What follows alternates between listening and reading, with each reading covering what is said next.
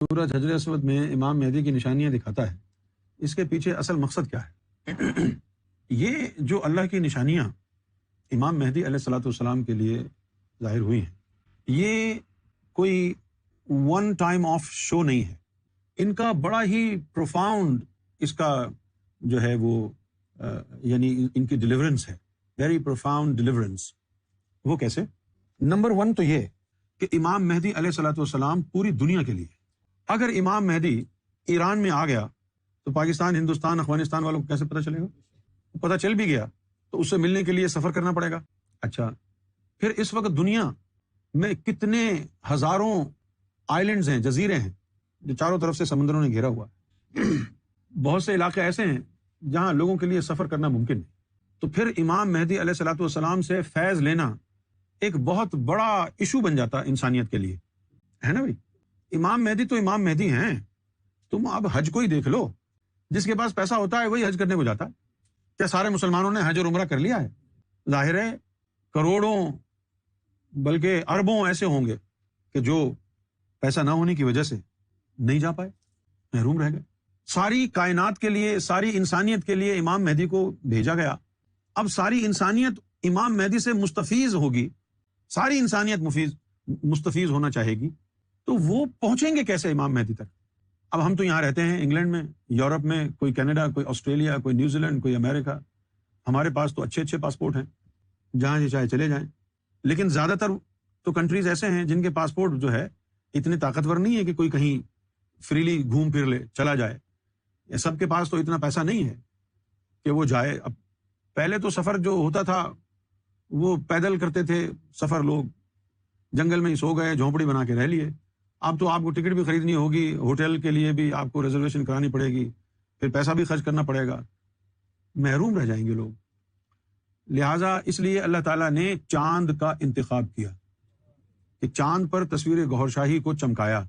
جو بھی دنیا میں کہیں بھی ہے، چاند ہر جگہ جاتا ہے، چاند ہر جگہ جاتا ہے، وہ اس میں تصویر کو دیکھے، 3 دفعہ اللہ اللہ کہے، ذکر قلب کا عزم مل جائے گا اسے۔ ایک تو یہ کتنا بڑا مقصد حل ہو گیا نا اس سے، ہاں بھائی، کتنا بڑا مقصد حل ہو گیا نا۔ امام مہدی سے فیض لینے کے لیے کہیں جانے کی ضرورت نہیں پڑے گی لوگوں کو، اپنے گھر میں بیٹھ کے ہی نظارہ کرتے رہیں۔ اب اگر آپ یہ کہیں گے کہ بھائی چاند والی بات ہم نے کہیں سنی تو نہیں، ایک بات تو آپ نے حدیثوں میں پڑھ لی ہے نا کہ صحابہ کرام حضور پاک صلی اللہ علیہ وسلم کے ساتھ بیٹھے ہوئے ہیں اور 14ویں کی رات ہے، آسمان میں چاند چمک رہا ہے، تو حضور صلی اللہ علیہ وسلم نے چاند کی طرف اشارہ کر کے کہا کہ یہ چاند تمہیں نظر آ رہا ہے؟ تو سب نے کہا جی بالکل نظر آ رہا ہے۔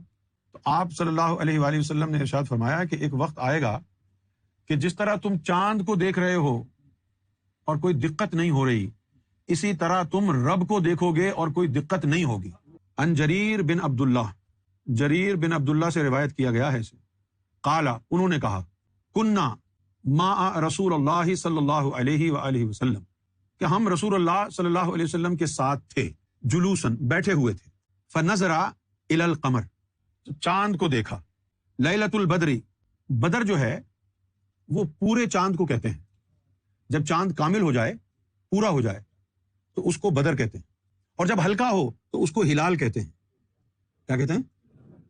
جب بالکل ایک لکیر کی طرح ہو تو اس وقت اس کو جو ہے ہلال کہتے ہیں۔ تو کہا کہ فنظر الی القمر، چاند کو دیکھا، لیلۃ البدر، 14ویں کی رات تھی۔ لیلہ کا مطلب رات ہے، بدر کا مطلب کامل چاند، تو وہ تو 14 کی ہوتی ہے۔ لیلۃ 14، اب آ گئی وہی بات، 14، 14ویں کی رات تھی۔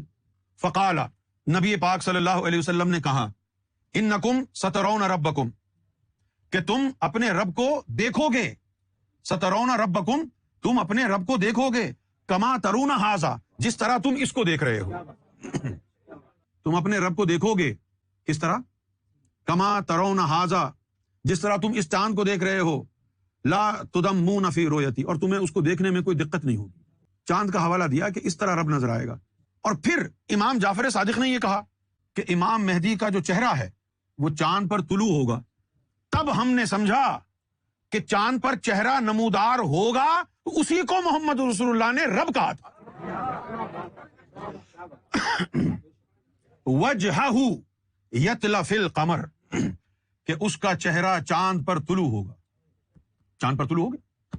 اب امام جعفر صادق علیہ الصلوۃ والسلام کی انڈیکیشن کہتی ہے کہ چاند پر امام مہدی کا چہرہ ہے، اور حضور نے کہا کہ وہ رب ہے، تو ہم یہ سمجھے کہ امام مہدی علیہ الصلوۃ والسلام کو پا لینا گویا رب کو پا لینا ہے، کیونکہ حضور نے تو اسی طرح تعارف کرایا ہے کہ جس طرح یہ چاند نظر آ رہا ہے نا 14ویں کا، اسی طرح تمہیں رب بھی نظر آئے گا۔ کہاں نظر آئے گا؟ چاند کی طرف اشارہ کر کے کہا تو چاند میں ہی نظر آئے گا نا۔ بھائی سامنے کوئی گلاس پڑا ہوتا وہ زیادہ قریب تھا، کہتے جیسے یہ گلاس نظر آ رہا ہے اس طرح رب کو دیکھو گے، لیکن چاند میں نظر آئے گا، اس لیے چاند کا کہا کہ جیسے تم چاند دیکھ رہے ہو۔ ہاں، اور سنو، یہ حدیث بتا رہی ہے کہ اب جو امام مہدی علیہ الصلوۃ والسلام کی بارگاہ سے جو فضل ہوگا تو اس میں رب آپ ان آنکھوں سے دیکھیں گے، باطن کی آنکھ سے نہیں، ان آنکھوں سے نظر آئے گا، کیونکہ چاند کے لیے کہا نا جس طرح چاند دیکھ رہے ہو، تو چاند ہم باطن کی آنکھ سے کہاں دیکھ رہے ہیں؟ چاند تو ہم ظاہر کی آنکھ سے دیکھ رہے ہیں۔ آپ حجر اسود کی بات کرتے ہیں، حجر اسود کی بات، حجر اسود کے حوالے سے روایات میں یہ ملتا ہے کہ جب اللہ تعالیٰ نے آدم صفی اللہ کو جنت سے بھیجا زمین پر، تو اس وقت حجر اسود ساتھ دیا کہ یہ لے جاؤ۔ اس کے بعد زمین پر جب پہنچ گئے تو آدم صفی اللہ کو اللہ تعالیٰ نے خواب میں بیت المعمور کا نقشہ دکھایا اور کہا کہ یہ بیت المعمور دیکھ لیا ہے؟ ہاں جی دیکھ لیا ہے، اب ایسی ہی عمارت وہاں بناؤ مکے میں۔ تو اس نقشے کو ذہن میں رکھتے ہوئے آدم صفی اللہ نے کعبے کی بنیاد رکھی۔ اچھا جی، اب وہ کعبے کی بنیاد رکھ دی، کعبہ بنا دیا، پھر کہا کہ اب یہ جو حجر اسود ہے یہ لگا دو۔ پھر حجر اسود کو 4 کونے ہیں نا کعبے کے، کعبے کا مطلب ہی 4 کونے والا، پھر حجر اسود کو کعبے کے اس کونے پر لگایا جس کونے کا ڈائریکشن رخ ہندوستان کی طرف ہے، کہ اس حجر اسود میں جس کے نین نقش ہیں وہ ہستی ہندوستان سے آئے گی۔ لگا دیا۔ اس کے بعد انہوں نے بھی تعظیم کی، آدم صفی اللہ نے بھی حجر اسود کی تعظیم کی، بوسہ لیا، اور جتنے مرسلین آئے، اول العزم مرسل آئے، انبیاء آئے، سب نے حجر اسود کی تعظیم کی، اس کا بوسہ لیا، اور سب نے اپنی امتوں کو کہا کہ تم بھی حجر اسود کا بوسہ لینا، اس کی تعظیم کرنا، اس سے محبت کرنا، وہ کوئی اچھا عمل ہو یا نہ ہو، یہ جو تم نے محبت سے بوسہ لے لیا نا اس پتھر کا، یہ تمہاری شفاعت کے لیے کافی ہو جائے گا۔